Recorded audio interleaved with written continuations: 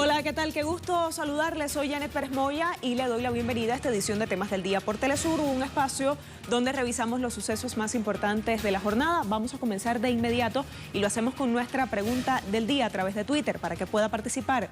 Ecuador. La CEPAL estima que Ecuador será uno de los países con mayores aumentos en pobreza extrema y desigualdad de la región, producto de la COVID-19. ¿En qué se han convertido las políticas de austeridad del gobierno de Lenín Moreno? Los leemos en Temas Telesur.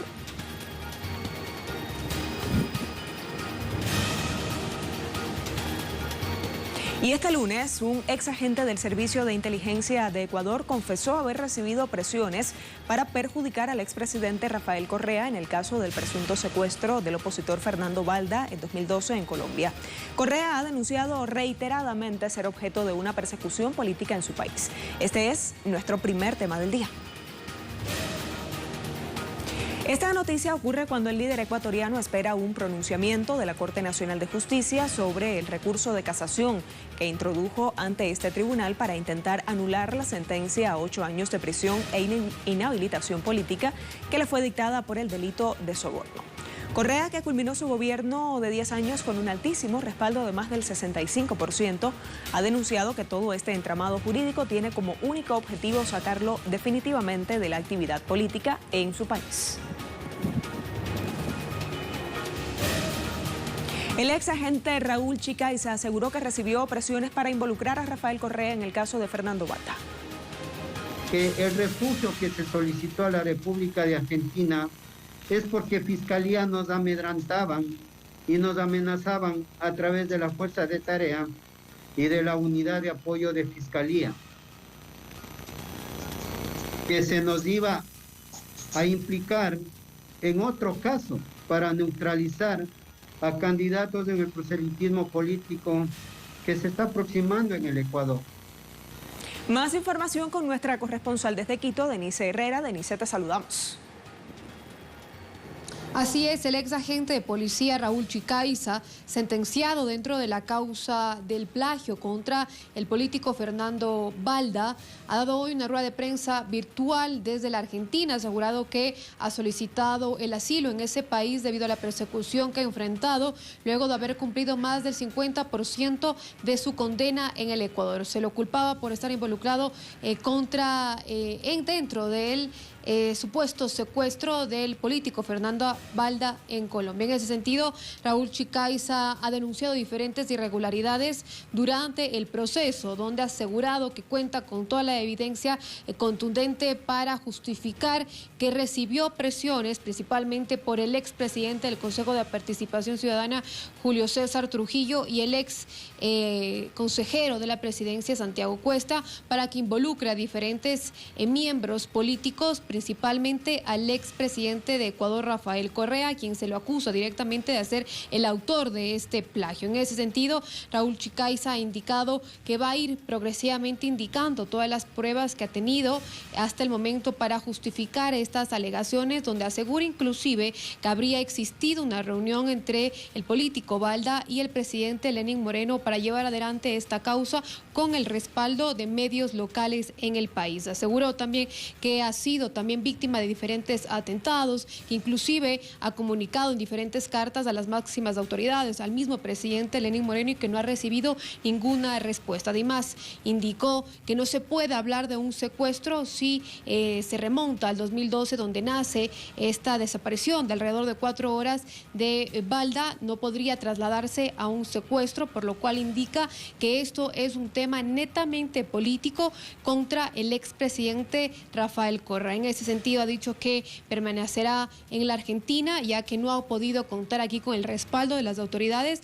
ni inclusive recordemos que él fue dentro de la causa como participó junto a la otra ex miembro justamente de la policía como testigos protegidos, inclusive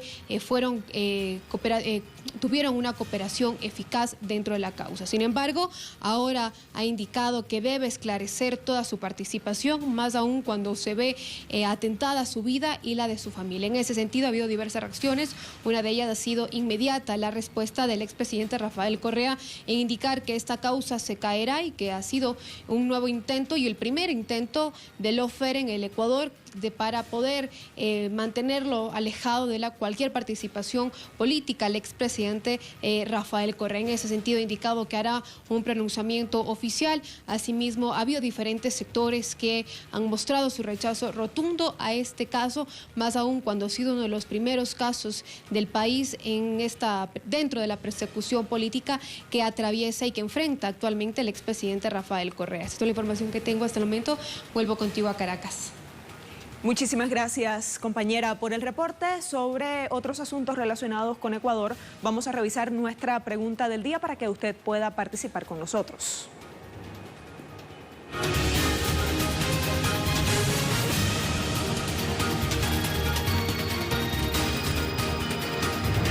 Ecuador será uno de los países con mayores aumentos en pobreza extrema y desigualdad de la región producto de la COVID-19.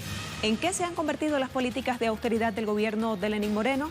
Los leemos al final de esta emisión de Temas del Día por Telesur. Nuestra imagen del día nos lleva hoy hasta China. Estudiantes de primaria y secundaria retornaron a las aulas en las escuelas de Beijing. Con estas imágenes nos vamos a una pausa en Temas del Día.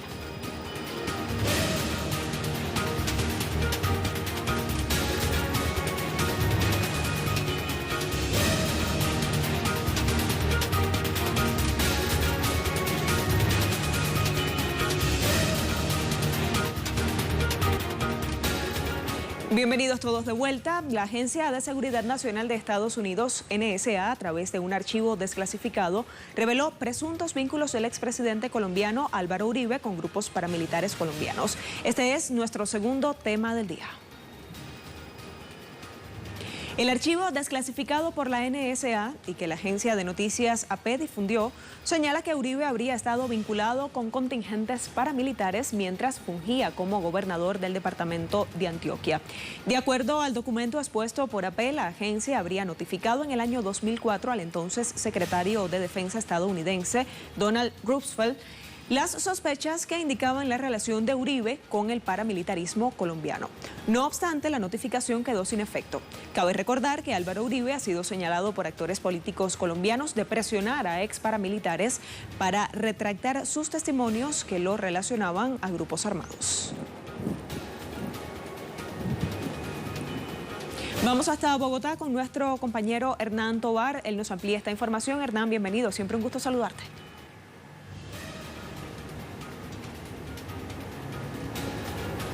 Un gusto saludarlo a usted y a todos los televidentes. Pues sí, efectivamente se conoce esta revelación de estos informes en Colombia, pero ya se habían realizado algunas denuncias internamente de esos posibles, de esa posible nexos, de esas posibles relaciones entre el expresidente Álvaro Uribe Vélez con los grupos paramilitares cuando fue gobernador de Antioquia. Recordemos que fue gobernador de ese departamento entre el año 1995 y 1997. Existen algunas denuncias en la Comisión de Acusaciones, existen algunas denuncias recientemente hechas por algunos fiscales o exfiscales de la Nación, llevadas a la Corte Suprema de Justicia, y en ese sentido, precisamente, que el expresidente Álvaro Uribe Vélez tiene que rendir una versión libre el día 16 de septiembre por su presunta relación o participación en la masacre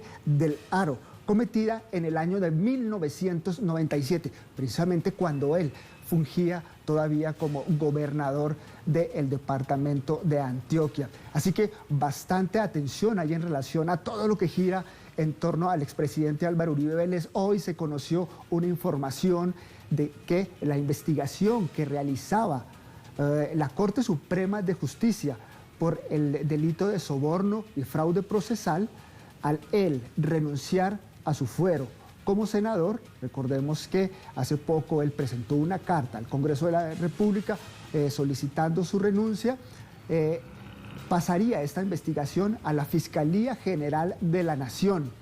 ¿Qué implica esto? Y según analistas y sectores de la oposición aseguran pues, que la Fiscalía no tendría la facultad, la independencia de poder necesaria para realizar las investigaciones a fondo que vinculan a el ex senador, expresidente Álvaro Uribe Vélez con esta situación, con esta investigación de fraude procesal. ¿Por qué? Porque el fiscal Barbosa, el actual fiscal general de la Nación, es muy cercano a el presidente Iván Duque. Él mismo lo eligió como fiscal. Hay un conflicto de intereses aquí, por tanto, algunos abogados de derechos humanos aseguran que se debe interponer aquí o se debe plantear la figura de un fiscal ad hoc, que no sea el fiscal el que tenga también conocimiento y asumando las investigaciones. Esperemos cómo se va resolviendo esta situación. Ya pasa a la justicia ordinaria la investigación por fraude procesal del ex senador Álvaro Uribe Vélez, pasa a la Fiscalía, pero sin embargo tiene una citación el día 16 de septiembre por su presunta participación o relación en la masacre del Aro y otras masacres en Colombia. Sigan ustedes con más de Telesur. Muchísimas gracias, Hernán, por este reporte. Entre tanto, el senador Iván Cepeda envió a la Corte Suprema piezas de la campaña de desprestigio que se adelanta contra la justicia colombiana por el caso de Álvaro Uribe. En la mañana de hoy hemos radicado un oficio en la Corte Suprema de Justicia en la que enviamos como adjunto la entrevista del señor Enrique Pardo Hash a la revista Semana, en la que este falso testigo, quien se califica de persona de bien, hace nuevas calumnias y nuevas mentiras que consideramos deben ser investigadas, por supuesto. Así como también le hemos enviado a la Corte copia de documentos que han hecho públicos agencias internacionales y medios de comunicación nacionales, en los que consta que la familia Uribe Vélez ha contratado una empresa publicitaria en Estados Unidos para descalificar ante la opinión pública de ese país a la Corte Suprema de Justicia.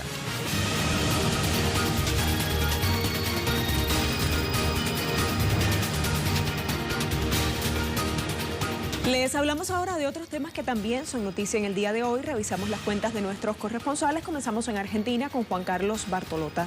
Con aplausos de los gobernadores, del presidente Alberto Fernández y de la vicepresidenta Cristina Fernández, el ministro de Economía Martín Guzmán dio a conocer que el nivel de aceptación de los acreedores externos llegó al 99% sobre la propuesta de reestructuración de la deuda.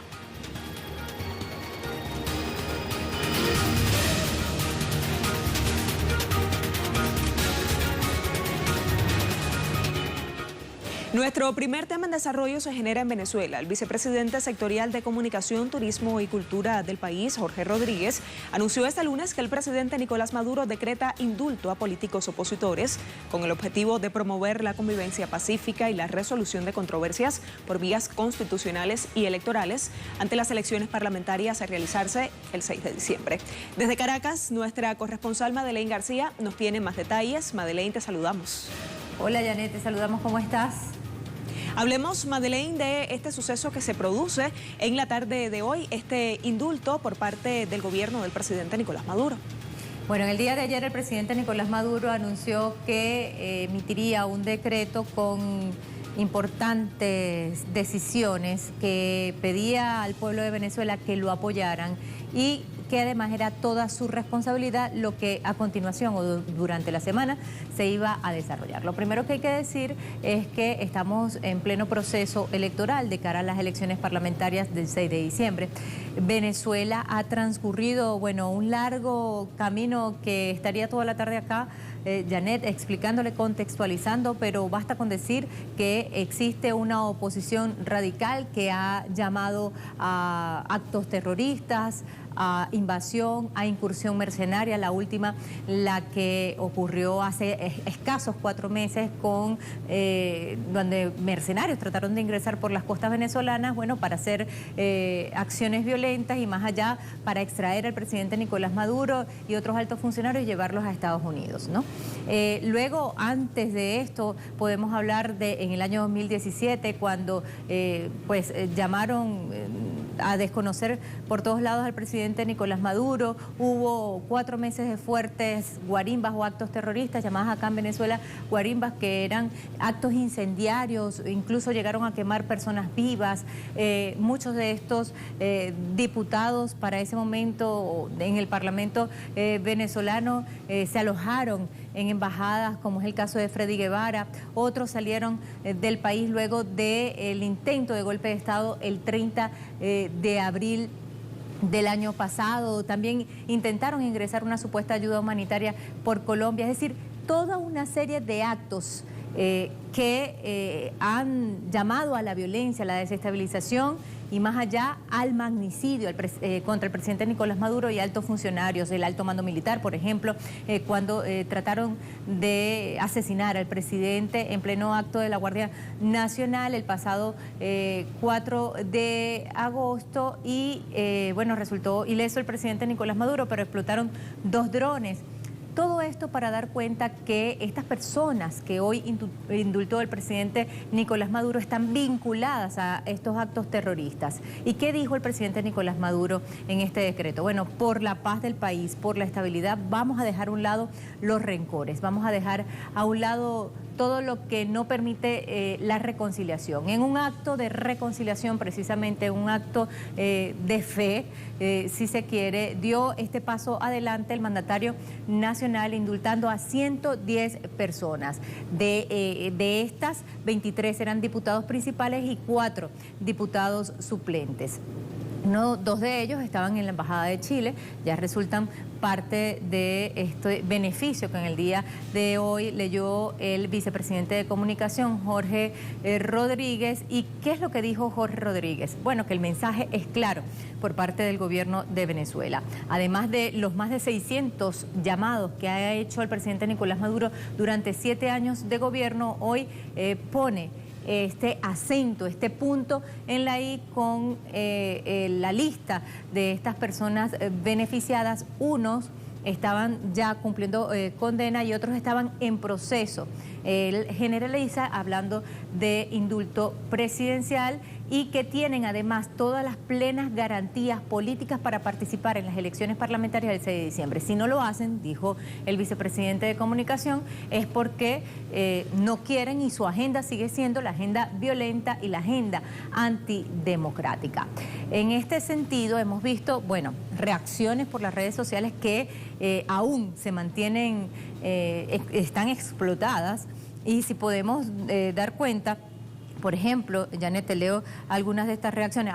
Ya el fiscal general de la República, Tarek William Saab, también emitió su respectiva reacción por las redes sociales. Lo leo rápidamente y dice el fiscal general Tarek William Saab: en nuestra condición de presidente de la Comisión para la Verdad, la Justicia, la Paz y la Tranquilidad, saludamos y felicitamos el histórico decreto de indulto presidencial dictado por el jefe de Estado, Nicolás Maduro, que abre un camino en pro del diálogo. Luego publica otro Twitter y dice: la convivencia pacífica y el entendimiento entre venezolanos de buena voluntad ganamos al hacer del derecho humano al sufragio y del debate de las ideas, la única vía posible para el fortalecimiento de nuestra democracia venezolana. Es decir, apostando al diálogo, apostando a las elecciones como salida para dirimir las diferencias, y esto precisamente no es lo que una ala de la oposición radical ha hecho durante todo este tiempo, que ya contextualicé. Otro sector de la oposición ha dicho que el camino precisamente no es la violencia, no es el llamado a la intervención, no es la injerencia, y el camino es precisamente electoral, y son los que se han anotado para ir a estas elecciones. Ahora, están las cartas sobre la mesa, Janet, hay que entenderlo así. El presidente dio un paso para esta reconciliación y esta paz en el país, abre el paso a más participación para las elecciones parlamentarias, quita del camino estos obstáculos políticos y jurídicos y judiciales, vamos a llamarlo de alguna manera, pero además de eso, ellos son llamados presos políticos, no son presos políticos ni perseguidos políticos, son políticos que han incurrido en delitos acá en Venezuela y el presidente Nicolás Maduro ha decidido dar este paso al frente, repetimos, para poder conseguir esta reconciliación y avanzar en la institucionalización de Venezuela, que ha sido atacada desde que en el año 2015 la oposición de mayoría parlamentaria decidió darle un golpe a las instituciones del país, y hemos visto entonces una historia de violencia que es la que acabo de relatar en este momento. Así que el mensaje del gobierno de Venezuela, no solamente a la población venezolana, sino también el mensaje al mundo es que Venezuela quiere paz, que el camino es el diálogo, el camino son los votos, el camino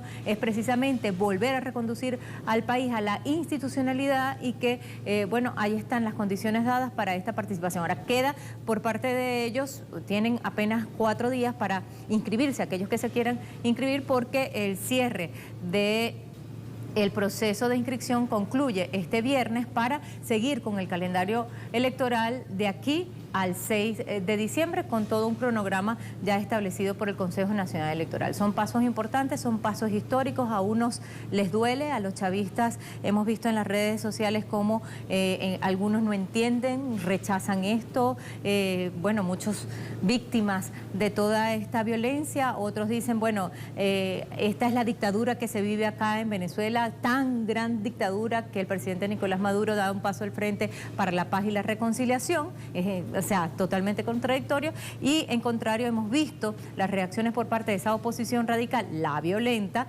que está alejada a todo este espíritu de reconciliación que propuso el presidente Nicolás Maduro, y han dicho, con toda la soberbia del mundo, nosotros no nos tienen que indultar, nosotros no hemos cometido ningún tipo de delito, hemos visto otras cosas allí como si se tratara de un chantaje para que participen en las elecciones, y en realidad el proceso estaba allí con 107 partidos políticos que ya estaban en proceso de concluir las inscripciones este 5. Así que, está todo servido y falta ver más reacciones durante toda esta semana y cómo se mueve el ajedrez político aquí en este país, Janet. Muchísimas gracias, Madeleine. Atentos todos a este camino electoral hacia el 6 de diciembre en Venezuela. Vamos a pasar ahora a nuestro segundo tema en desarrollo, que se genera en Brasil. El país supera los 120.000 fallecidos por la COVID-19. Con más de 500 fallecidos semanales en Río de Janeiro, autoridades minimizan controles sanitarios en las playas durante el fin de semana. Desde Río de Janeiro, nuestro corresponsal André Vieira nos actualiza. André, te saludamos. Hola, ¿cómo estás? Saludos para ti, para nuestra audiencia. Río de Janeiro es el segundo estado con más fallecidos por la COVID-19, con más de 16.000 muertos y más de 223.000 casos confirmados. Es también el estado con la más alta tasa de letalidad, superior a 7 puntos porcentuales.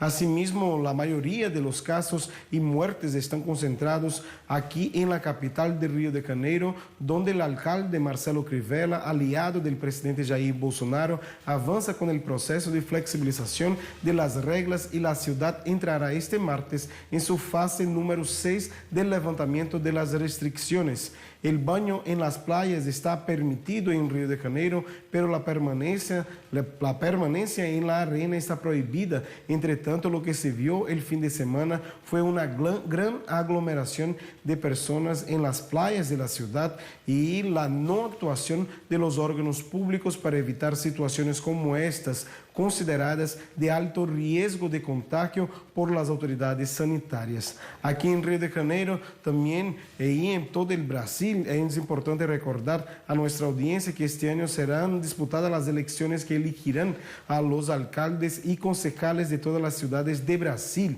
un elemento clave para comprender cómo se movimentan, cómo se mueven los políticos aquí durante la pandemia, pero principalmente en un periodo preelectoral.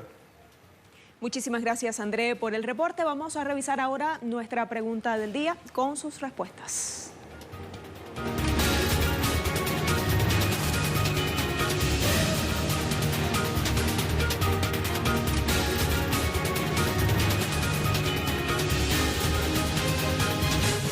Al inicio de nuestro programa les preguntábamos, la CEPAL estima que Ecuador será uno de los países con mayores aumentos en pobreza extrema y desigualdad de la región producto de la COVID-19.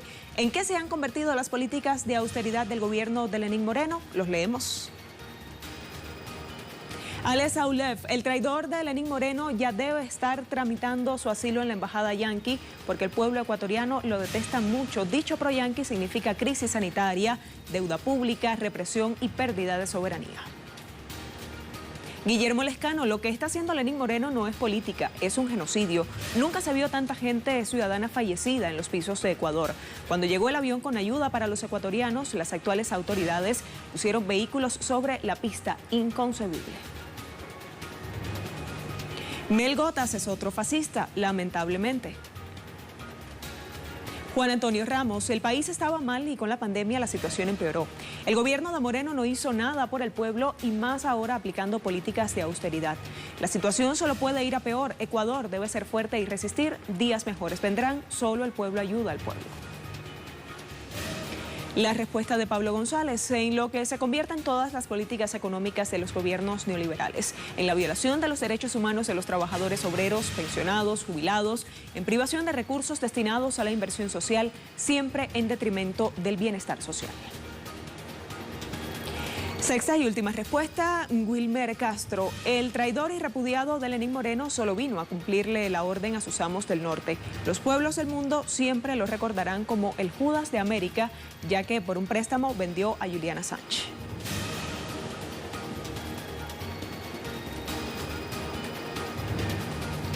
Siempre agradecidos por sus respuestas a nuestro programa. Los dejamos con el video web del día. Hoy le mostramos a Reed Al-Habasaj, una niña palestina de 8 años que interpreta una mítica canción, Bella Ciao, con su canún. Con este video despedimos Temas del Día. Gracias siempre por estar con nosotros.